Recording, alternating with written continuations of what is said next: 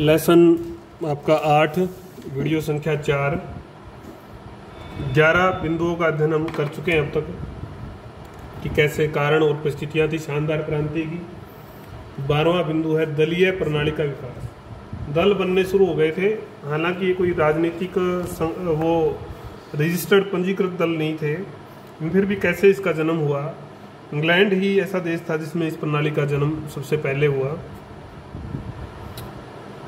शासक ने शासन पर अपनी पकड़ बनाने के लिए, सुदृढ़ करने के लिए प्रीवी काउंसिल में से, जो प्रीवी काउंसिल हमने पहले बनाई थी, उसमें से 5 सदस्यों की एक अलग से कमेटी बना दी, जिसको थी तो वो परामर्श के लिए परामर्शदात्री थी, परामर्श देने के लिए एक सभा थी, एक समिति थी। उसको कैबाल कहा गया, केबाल CABAL। 5 लोगों के नाम पर थी, क्लिफोर्ड, एर्लिंगटन, बकिंगम, ये अलग अलग नाम है, इनके नाम पर ये ऐसे बनी थी। तो यही संस्था बाद में केंद्रीय मंत्रिमंडल या कैबिनेट जिसको हम कहते हैं वो कही जाने लगी। 2 सदस्य बाद में जो है 1673 में किसी विवाद को लेकर, धार्मिक नीति का कोई विषय था उसको लेकर अलग हो गए, विरोध में आ गए। वो थे शाफ्टसबरी और बकिंगम। शाफ्टसबरी और बकिंगम जो है विरोध में आए, और राजपक्ष विरोधी जो दल था उसका जो प्रभावशाली संगठन करता ये जो है ना बन गए राजा के विरुद्ध लगा लो आप। उल्लेखनीय है कि राजा संसद को अपने पक्ष में प्रलोभन देने की जो नीति है लगातार वो दे रहा था, प्रलोभन दे रहा था, नीति उसकी चालू थी। तो एक वर्ग राजा ने भी बना लिया जिसको कहा गया कोर्ट। इनको क्या बोला गया? कोर्ट। ये राजभगत थे, पूरी तरह से राजा जैसे कहता था वैसे ही ये करते थे। और विरोध में जो इसका गुट उभरा, इसके विरोध में, उसको कहा गया कंट्री। विरोधी जो गुट था वो कंट्री।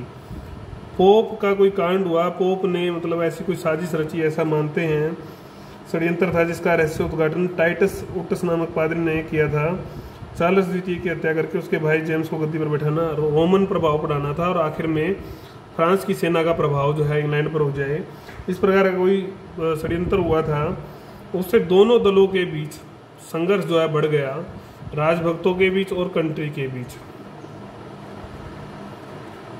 तो कैथोलिकों की इंग्लैंड में ज़्यादातर जो लोग थे वो प्रोटेस्टेंट थे, प्रोटेस्टेंट बहुल था। तो इससे कैथोलिक विरोधी जो भावना थी उसको जो है बल मिला, और ये इसका लाभ जो कंट्री जो था दल उसने उठाया। कि कंट्री वाले जो थे वो विशेष रूप से प्रोटेस्टेंट थे।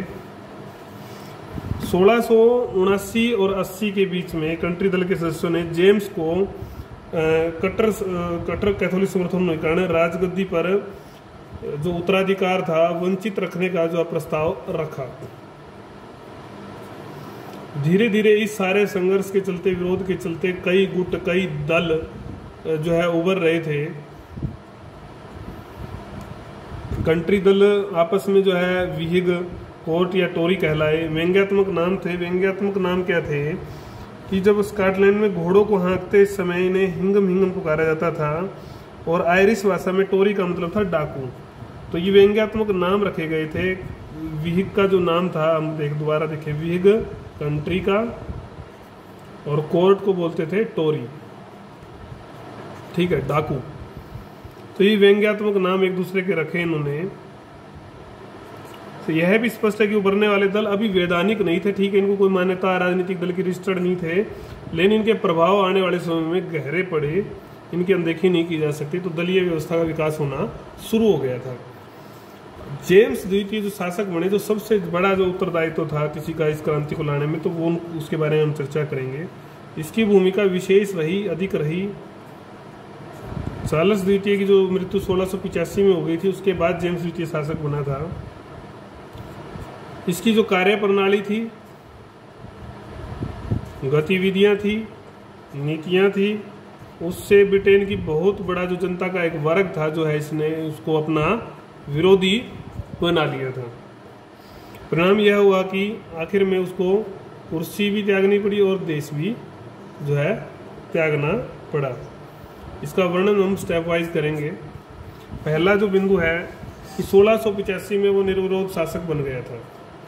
तो निर्विरोध शासक बनते ही उसने निरंकुश जो है सत्ता स्थापित करने का विचार किया, और वैसा उसने किया भी।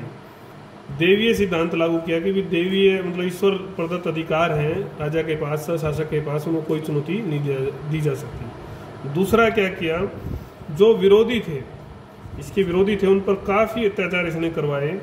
मनमत का ड्यूक, जो सबसे बड़ा जो विरोध एक इसके विरोध का जो कारण बना, उसका जो ड्यूक था उसको इसने मृत्युदंड दिलवा दिया था। ये इसकी ऐसी अत्याचारी सोच का ही परिणाम था। वैसे कुछ लोग बताते हैं इतिहासकार कि स्वयं भी बहुत दुखी था और धीरे धीरे जो जनता की नज़रों से वो गिर रहा था, गिरता गया। ड्यूक को मृत्युदंड देने के बाद जेम्स द्वितीय ने एक जैफरिस इसका सहयोगी था, उसके नेतृत्व में खूनी अदालत बनाई। खूनी अदालत कठोर दंड देने के लिए बनाई गई थी, चर्चित थी ये। तो जनता ने जो है कहा कि जो है ये नहीं होनी चाहिए। इस जनता और शासक के बीच में अविश्वास का जो है वातावरण बन गया। चौथा बिंदु, अगर हम जो मनमत का जो ड्यूक का जो विद्रोह था उसको दबाने के लिए एक आधुनिक हथियारों से लैस एक दस्ता बनाया गया, एक सैनिक टुकड़ी बनाई गई। आखिर में वो वहां तक तो ठीक था, लेकिन जब राजा ने, शासक ने उसका व्यक्तिगत और स्थायी जो है सेना के रूप में प्रयोग करना शुरू कर दिया, तो लोगों ने विरोध किया, दबाव डाला कि इसको भंग किया जाए। राजा ने भंग नहीं किया, आश्वासन दे दिया केवल, लेकिन भंग नहीं किया। तो लोग अदालत में गए, अदालत ने उसको गैर कानूनी करार दिया। गैर कानूनी करार देने के बाद उस अदालत को ही जो है शासक ने कहा कि अदालत ही गैर कानूनी है। तो जनता जो आखिर में भड़क उठी। और जो सबसे बड़ा कारण और भी था, वो था जेम्स द्वितीय का लुई चौदहवें फ्रांस का जो शासक था, वो फिजूल खर्ची, अनाप शनाप अय्याशी के लिए, निरंकुश शक्ति के लिए, असहनशीलता के लिए बदनाम था पूरा। मतलब तो लोगों को डर था कि जो है ना कहीं ये इसका मित्र ना बन जाए और ये घनिष्ठ मित्र बनकर ऐसी ही नीतियां जो है ये भी अपनाना ना शुरू कर दे। और एक भय और था कि वो रोमन कैथोलिकों को मानता था लुई चौदहवें, और धीरे धीरे इनका शासक भी जो है इसके प्रभाव में आता जा रहा था। तो ज़्यादातर लोग प्रोटेस्टेंट थे, तो प्रोटेस्टेंट इस बात से दुखी थे, भयभीत थे कि आगे क्या होगा। तो लोग जो है स्वीकार नहीं कर रहे थे कि जो है इनकी दोस्ती हो।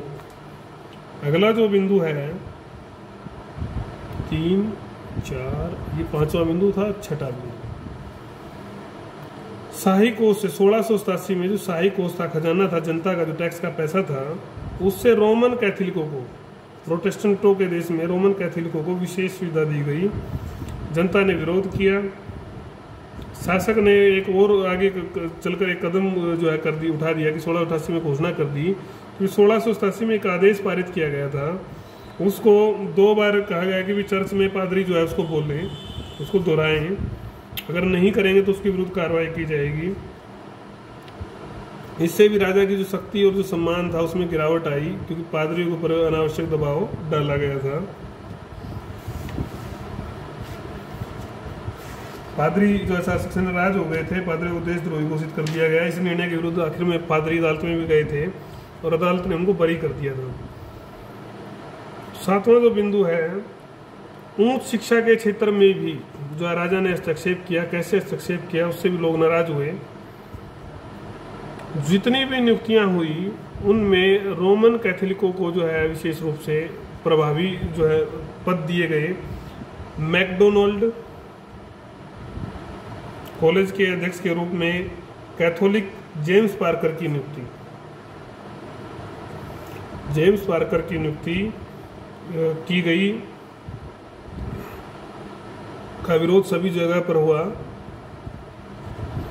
और दूसरा था कैम्ब्रिज विश्वविद्यालय के जो उपकुलपति थे, उनको पद से हटाना जो है विशेष रूप से नाराजगी का विषय बना, विरोध कर दिया पूरी जनता को। क्योंकि जो ये कुलपति थे कैम्ब्रिज विश्वविद्यालय के, ये काफ़ी अच्छे विद्वान व्यक्ति माने जाते थे, इनका प्रशासन बहुत अच्छा था। केवल इनकी गलती यही थी कि इन्होंने एक रोमन कैथोलिक पादरी की डिग्री को रोक दिया था किसी कारण से, तो उनकी कार्रवाई को प्रतिकूल बताते हुए, गलत बताते हुए इनको हटा दिया गया। अगला जो बिंदु है वो हम अगले पेज पे देख लेते हैं, इससे भीड़ नहीं होगी। वो है तात्कालिक कारण। देखो इतना कुछ विरोध, इतनी कुछ धीरे धीरे इकट्ठा हो रहा था, लेकिन फिर भी क्रांति नहीं हुई। उसके लिए कुछ ना कुछ ज़रूरत थी, वो ज़रूरत अब तात्कालिक कारण में पूरी होगी। वातावरण तो देखो पहले से ही बना हुआ था, वातावरण बना हुआ था, लेकिन रस्साकसी उच्चतम शिखर पर थी। लेकिन क्रांति जो है शुरू नहीं हो पा रही थी। क्यों? क्योंकि परंपरावादी जो लोग थे उनका मानना था कि स्वतः ही जो है इसका शासन खत्म हो जाएगा, स्वतः ही शासन समाप्त हो जाएगा, शासन से हटाना उचित नहीं है। समाप्त होने का कारण वो मानते थे कि इसको कोई संतान तो है नहीं, ये निसंतान मर जाएगा, उसके बाद इसका शासन खत्म। तो और उसके बाद इसकी जो पुत्री है मैरी और उसका जो पति है वो सत्ता को संभाल लेंगे और वो एक अच्छा शासन देंगे, ऐसा वो कल्पना करते थे। लेकिन ऐसा नहीं हुआ। एक बारूद फटा जिसकी जरूरत थी। वो बारूद क्या था? जेम्स द्वितीय के पुत्र का जन्म हो गया। सोच रहे थे कि ये तो निसंतान मरेगा, लेकिन उसके पुत्र का जन्म हो जाता है दूसरी पत्नी से, दूसरी उसकी जो वाइफ होती है उससे जो है पुत्र का जन्म हो जाता था। अब ये खबर तेजी से फैली, खबर तेजी से फैली तो जनता में चिंता तनाव बढ़ गया। अब जो लोग कह रहे थे कि निसंतान मर जाएगा, अब उनके पास भी कोई तर्क नहीं रहा। अब एक नई बात और निकल कर आई कि इसका जो पालन पोषण है वो कैथोलिक विधि से होगा। कैथोलिक से अगर इसका पालन पोषण होगा तो आने वाला जो समय होगा, भविष्य जो होगा, वो प्रोटेस्टेंट जो ज़्यादा संख्या में है उनका भविष्य खतरे में पड़ जाएगा, ऐसा लोग मानने लग गए। अवस्था खतरे में हो जाएगी और शासक को अब चिंता भी न रही कि आगे क्या होगा क्या नहीं होगा, तो और कठोर कदम उठा सकता है। तो ऐसा भय लोगों को जो है निचोड़ने लगा, परेशान हो गए। ब्रिटेन में अफवाहों का बाजार चलने लगा। तो कुल मिलाकर अब कोई भी समर्थक नहीं रहा। टोरी और व्हिग जो दोनों एक दूसरे के विरोध में थे, वो लोग भी एक साथ आ गए कि भी अब तो कुछ न कुछ इलाज करना पड़ेगा। एक मत होकर उन्होंने विरोध अंकुश करना, इसी शक्ति पर अंकुश लगाना अनिवार्य हो गया उनके लिए। तो अगर ऐसा नहीं हुआ तो फिर हम दुर्बल हो जाएंगे, और तो इसलिए उन्होंने एक योजना बनाई जिसको अनिवार्य रूप से उन्होंने फिर पालन किया। उसको हम क्रांति की घटनाएं और स्वरूप का जो हमारा अगला वीडियो होगा उसमें हम देखेंगे। कारण पूरे हो गए हैं कि कैसे फिर आगे जो ये परिस्थितियाँ आई, इसके कारण से घटना घटती है, क्रांति होती है, उसमें क्या स्वरूप होता है, किस प्रकार से जो है शानदार क्रांति बिना रक्तपात की हो जाती है और एक इंग्लैंड में एक युगांतरकारी घटना घटती है, इस बारे में हम पढ़ेंगे।